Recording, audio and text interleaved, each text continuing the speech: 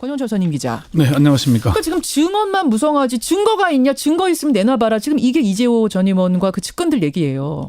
그건 이제 검찰 수사가 어디까지 가 있고 어떤 증거를 가지고 있는지는 다 아무도 모르지 않습니까?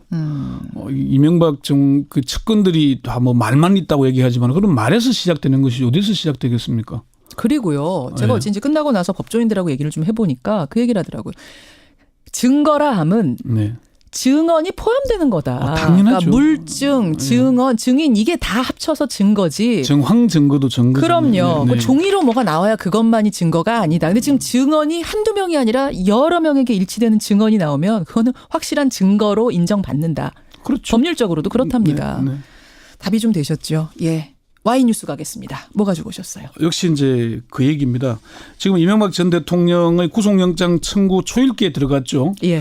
저는 아마 늦어도 19일쯤에는 청구가 될 걸로 그렇게 봅니다. 19일이면 월요일? 예, 다음 주 월요일까지는. 오늘 아마 뭐 그런 얘기가 나오거나 그럴 겁니다. 예. 그런데 이명박 전 대통령 측은 검찰의 수사를 정치 보복이라고 주장하면서 노무현 전 대통령까지 끌어들이고 있습니다. 그래서 오늘 Y뉴스에서는 이명박 전 대통령 측 왜 먹히지도 않는 정치 보복 주장을 계속할까 이렇게 주제를 정해봤습니다. 굉장히 직설적인 주제를 예. 왜 먹히지도 않는, 그러니까 왜 사람들이 설득되지도 않는 걸 알면서도 계속 그 주장을 할까? 네. 여전히 정치 보복이라는 주장을 전혀 안 굽힌 겁니까? 어제 이명박 전 대통령이 검찰 조사를 받고 귀가한 직후에 이재호 전 의원과 인터뷰하셨잖아요. 뉴스쇼에서 했죠. 예. 예, 그 이재호 전 의원이 검찰 수사는 정치 보복을 넘어서 민주주의 파괴다 이렇게 주장을 했죠. 맞습니다. 그리고 친이계인 조혜진 전 의원도 어제 저녁에 JTBC 뉴스룸에 출연해서 이 전 대통령이나 측근들은 정치 보복으로 보는데 이견이 없다 이렇게 얘기를 했습니다. 예. 측근들의 정치 보복 주장, 이거는 이명박 전 대통령 의중과 똑같은 겁니까? 그렇죠. 이명박 전 대통령이 그제 검찰에 출두할 때는 정치 보복이라는 직접적인 단어를 사용하지는 않았죠. 예. 그렇지만 이미 자신에 대한 수사를 정치 보복으로 규정을 했습니다. 1월 17일 발표한 성명에서 보수를 괴멸하기 위한 정치 공작이자 노무현 전 대통령의 죽음에 대한 정치 보복이라고 보고 있다 이 얘기했죠. 예. 이 전 대통령 측 관계자들에게 들어보니까 노무현, 죽음, 정치 보복이라는 이런 핵심 단어들을 MB가 직접 명시했다고 합니다. 그래요. 이 전 대통령은 지난해 11월 12일 바레인 출국길에서도 이것이 과연 개혁이냐, 감정풀이냐, 정치 보복이냐 이런 의심이 들기 시작했다. 예. 그런 얘기해서 이미 정치 보복으로 규정을 해놓은 겁니다. 노무현 전 대통령의 죽음을 언급한 것도 비슷한 맥락. 그렇습니다. 지금 사실은 자유한국당이나 이명박 전 대통령 쪽에서는 가급적 노 전 대통령의 죽음을 언급하는 걸 꺼려왔죠. 예.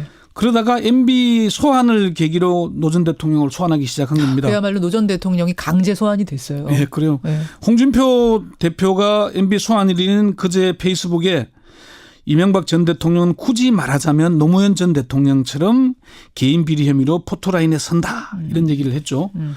자유한국당 김성태 원내대표도 정치 보복이라고 말하지는 않겠지만 2009년 노 전 대통령의 비극으로부터 잉태된 측면도 완전히 부정할 수는 없다고 생각한다.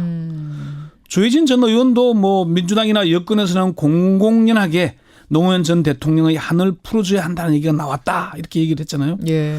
그러니까 MB의 혐의가 한 20가지가 넘는다 왔다 갔다 한다 그러잖아요. 예. 그런데 이제 이런 각종 비리 의혹을 노무현 전 대통령과 대비시켜서 이명박 때 노무현의 구도를 짜려는 그런 프레임을 짜려는 의도가 아닌가 그렇게 풀이들을 하고 있습니다. 자, 그럼 오늘의 주제. 네. 왜 이렇게 정치보복이라고 끝까지 설득도 잘 안 되는 걸 알면서도 주장하는 걸까?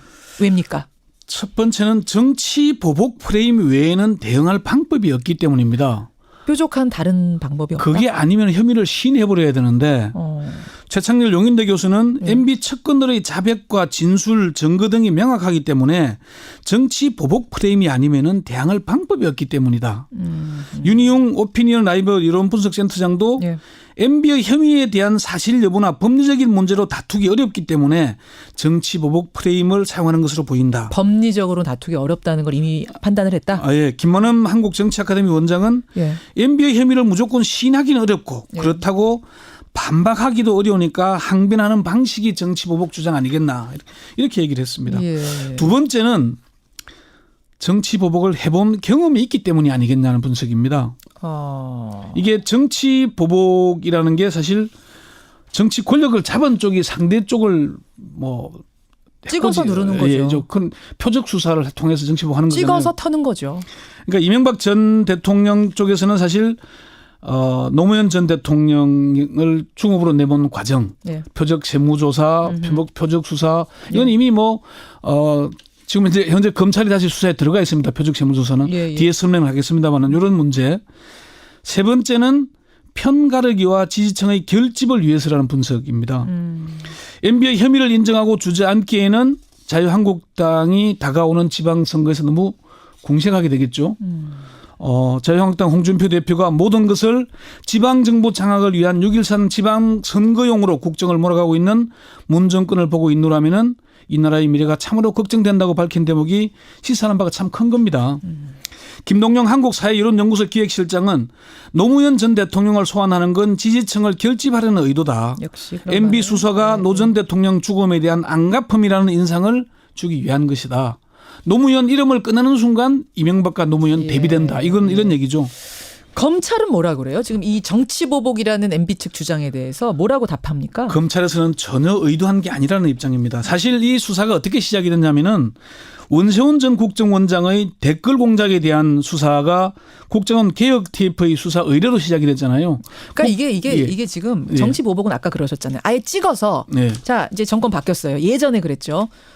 이거 A, B, C, D 찍어놓고 A 털어. 자, 이 팀은 B 털어. 이 팀은 C 털어. 이렇게 가는 게 정치 보복인데 지금 같은 경우는 국정농단 사건부터 시작해서 사건들을 수사하다 보면 또 이게 나오고 저게 나오고 나오는데 안 할 수 없는 거잖아요. 댓글 공작 수사하다가 국정원 특활비 나왔죠. 국정원 특활비가 나오면서 하다 보니까 박근혜 정부뿐만 아니라 이명박 정부에서도 특활비 유용 횡령이 나온 겁니다. 그게 김백준 총무기획관이 구속된 거고요. 그러니까 이게 흘러가는 과정을 국민들이 다 같이 봤기 때문에. 그러니까 이제 아까 김현정 앵커가 방금 말한 대로 제가 구체적 예를 들자면은 김영삼 정부가 출범하고 대대적인 사정 한파가 불었습니다. 그렇죠. 당시에 특수부 검사들 얘기를 들어보니까 특수부 검사들에게 명단만 배당됐다고 합니다. 명단? 예. 너는 박철원, 너는 엄산탁, 너는 이건계, 뭐 이런 식으로 명단만 내려왔지 혐의도 없었다 그래요. 그러게 알아서 털어야 돼요. 표적만 준 거고 잡아 넣어야 되는 거죠. 그게 표적 수사죠. 그렇죠. 맞습니다. 그리고 조금 전에 설명했던 대로 이명박 정부가 촛불 집회로 이 궁지에 몰리니까 바로 2008년 7월에 노무현 전 대통령의 후원자였던 박연차 회장의 태광 실업에 대해서 표적 세무조사에 들어가죠. 특별 세무조사 들어가는 거. 이게 이제 터는 거죠. 먼지털이. 이것도 서울지방국세청을 동원해서 부산에 있는 맞습니다. 태광 실업을 튼 겁니다. 그걸 계기로 노무현 전 대통령에 대한 표적 수사가 시작이 됐던 거죠. 이런 것을 정치 보복이라고 하지 않겠습니까? 검찰에서는 그렇게 얘기를 합니다. 아니 김백준 총무기획관에 들어와서 그런 진술을 할 줄 우리가 어떻게 알았겠나. 영포빌딩 지하에 그런 서류가 있는 걸 우리가 어찌 알았겠나. 삼성이 타서 소송비를 대납했다는 걸 우리가 어찌 알 수 있었겠나. 몰랐다. 그래서 11년간 밝히지 못했던 거 아니냐. 그런데 측근들이 들어와서 줄줄줄 풀어주는데 우리가 그걸 입을 닫으라고 하겠나. 수사를 안 할 수가 있겠냐. 그렇죠. 이게 검찰의 입장인 겁니다. 그러니까 물론 먼지를 털어서라도 뭐 죄가 나오면 죄값을 치러야죠. 그게 뭐 그거를 뭐 잘했다는 게 아니고 그 혐의가 잘했다는 게 아니고 표적 수사를 하면 적어도 그런 게 표적 수사다. 그러니까 그 말씀이신 거예요. 과거처럼 이런 거죠. 청와대에서 누구 세무조사해라. 누구 수사해라. 하명이 떨어지고 표적을 잡아서 하는 건 이런 걸 우리가 정치 보복으로 보잖아요. 그게 표적 수사, 그게 정치 보복이라는 개념을 오늘 확실하게. 자, 그럼에도 불구하고 MB는 정치 보복이라는 말 외에는 지금 내놓을 답이 없기 때문이다. 그렇죠. 가만히 앉아서 그러면 내가 혐의를 시인해야 되는데 제가 어제 방송에서 그 얘기를 했잖아요.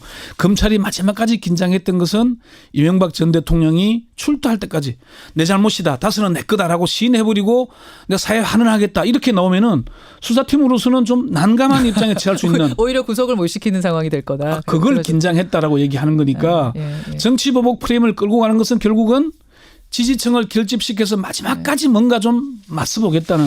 근데요, 그거 아니겠냐. 뭐 검찰 입장 이해합니다만 국민 입장에서는 다 시인했으면 좋겠으면 솔직하게 그게 사실이라면. 그렇죠. 다스가 본인 거라면 본인 거라고 하고. 그렇게 깔끔하게 마무리되면은 참 좋겠습니다, 저도. 여기까지 듣죠. 권현철 선임 기자 수고하셨습니다. 네.